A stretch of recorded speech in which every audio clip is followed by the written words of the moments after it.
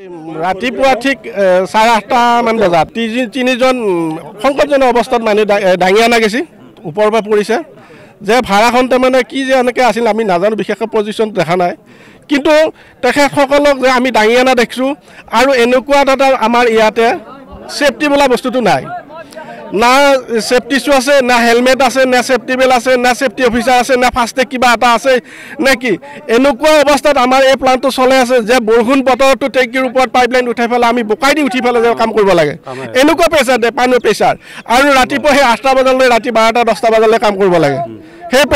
labour কেইজনে আৰু labour আপোনালোকে চাব পাৰে দেখাব পাৰো কিন্তু এনেকুৱা অৱস্থাত আছে চাওক আপোনালোকে এই চেণ্ডেল পিন্ধি আছে আৰু হাফ পেণ্ট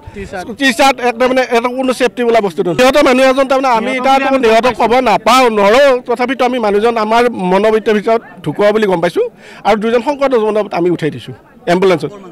বৰপেটাৰ মানুহ এখনসকলে জানে বৰপেটাৰ লোকেশ্যন গোটেই তেওঁ মেকানিকেল বিভাগত এটা ওপৰৰ পৰা পৰিছে মোটামুটি 5 মিটাৰ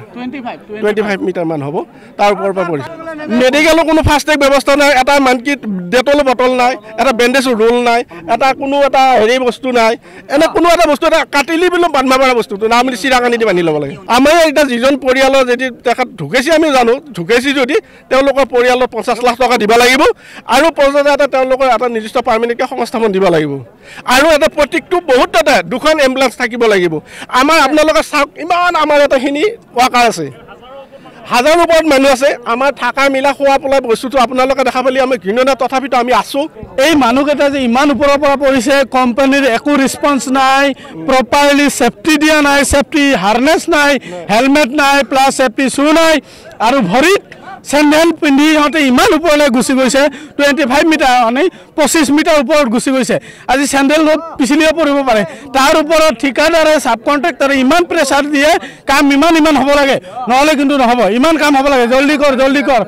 আজি কোম্পানী মানুহকেইটা লৈ অনা হ'ল তাৰপৰা ততাততীয়াকৈ লৈ অনাৰ পিছত মানুহকেইটাক আজি মেডিকেল লৈ যোৱা হ'ল এতিয়ালৈকে কোম্পানীৰ মানুহ ৰেছপন্স দিয়া নাই কোম্পানীৰ মানুহ এজন আহি আমাক খবৰ লোৱা নাই কিয় লোৱা নাই কিয় ৰেছপন্স দিয়া নাই আমি মানুহ অহা নেকি আমি মানুহ অহা নেকি আমাৰ মানুহৰ একো মূল্য নাই নেকি কি হৈ আছে আমাৰ জীৱনলৈ কিয় এটালি খেলিছে ঠিকাদাৰে কোম্পানী কিয় এটালি খেলিছে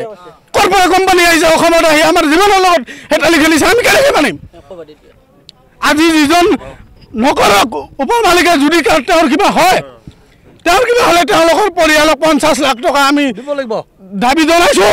দিব লাগিব